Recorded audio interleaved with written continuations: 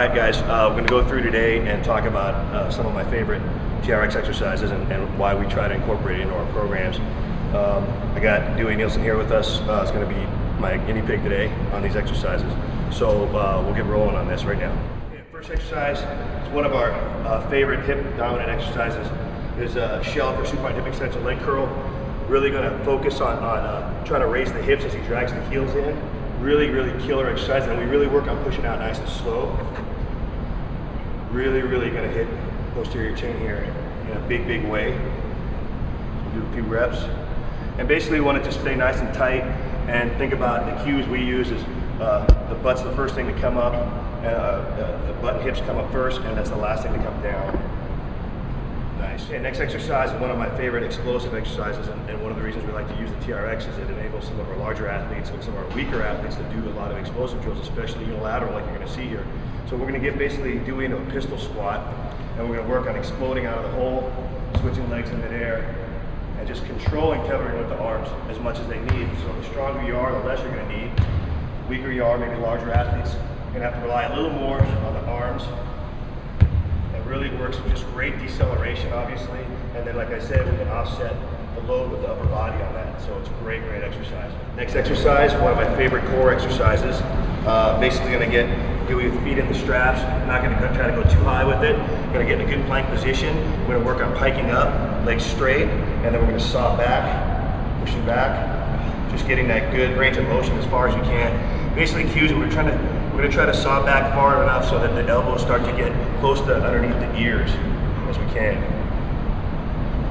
Okay, so great core exercise. I'm going to scoot him out, make it a little tougher. Dewey's pretty good core strength, so we want to just keep those hips like we're focused on like we're trying to balance something on our low back. Okay, next exercise I actually got from Dewey, one of the best anti-rotation exercises we can find. He's going to get in a nice tilted position, weights in the hands now, and he's going to do some presses. The further out he goes, the tougher it's going to be to hold that. It's one of those exercises where you might look at it and say, I don't know why that would be such a hard exercise, but you really don't know until you do it. Great exercise. The further he's going to move his feet in, the tougher it's going to get. There's just a ton of load through his core right now. And as it goes further away from his body, it makes it much more difficult. Okay, next exercise, full body. Again, really like to incorporate this, a lot of core. We've got upper body pushing and pulling. It's kind of a grappler pull-push. So Dewey's going to pull, drive through, around, rotate the hips. So he's going from a hard explosive pull to an explosive push. Just working on getting that good rotation, keeping the core tight the entire movement. Another one of my favorite full body exercises. Perfect. Okay, so the next exercise, upper body. Again, one of those deceiving ones because we're going to get a ton of core, really probably more of a core exercise. It's going to go in a single unilateral chest press, but really work on not collapsing. So once again, it's an anti-rotation type movement, much more difficult than it looks. And it's just a great core exercise, or you want to incorporate this into your horizontal pushing movements as well. He's doing a good job of keeping his hips and shoulders square. Okay, another favorite exercise here, unilateral pulling exercise. We're going to just do some rows here. And once again, we're working on really not rotating or anti-rotation of the core. Great example again of a core exercise. It's kind of obviously a pulling exercise as well, so we can incorporate this into our core section of our exercise selection, or even our horizontal pulling. But much tougher than it looks to try to keep from that hip from collapsing or rotating. So he's doing a great job with the shoulder square and the hip square right there. Okay, next exercise is just a kind of a shoulder complex or combo that we do, and it's great for all the overhead athletes, swimmers, volleyball players, throwers. What we're going to do is three movements. We're going to go from a face pull to a W to an over-under hug both directions, and that'll be one rep. Usually we're doing 3 to 4 reps of that in one cycle or set. Okay, here we go. So we got the face pull, W, there you go, and then hugging. Okay, you can try to get those elbows a little bit higher on the W's. So it's face pull, big W, there you go.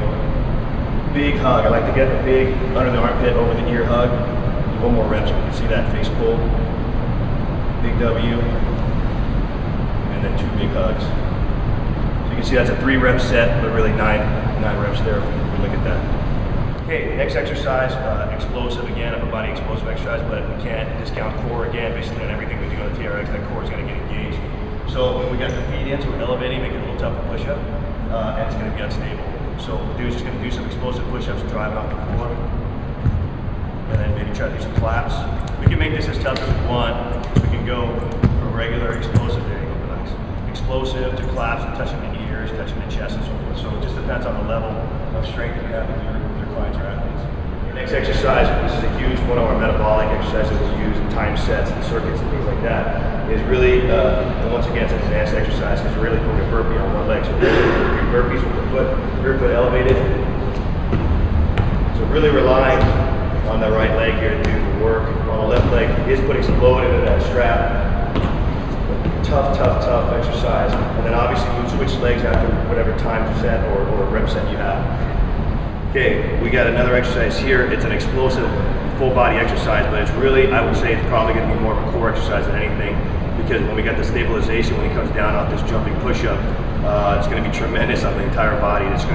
There's a shock wave that comes from the core on this. So we're going to do a few reps, working on exploding up. He's actually going to push with the toes and work on decelerating the body, but during that time, that core is just really going to get a shock there.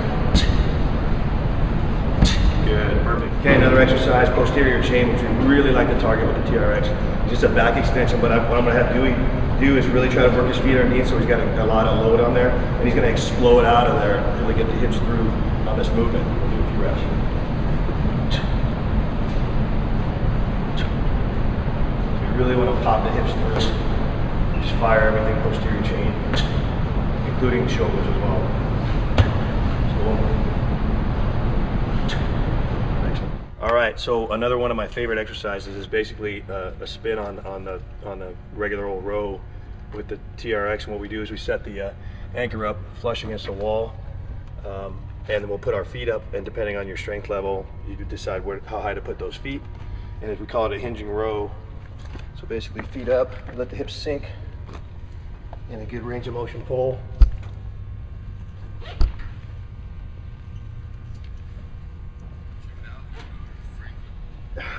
So once again, adding a lot of load, changes the angle. We like it because it's almost like you're doing an angled row there, like on a decline. So once again, one of my great TRX favorites right there.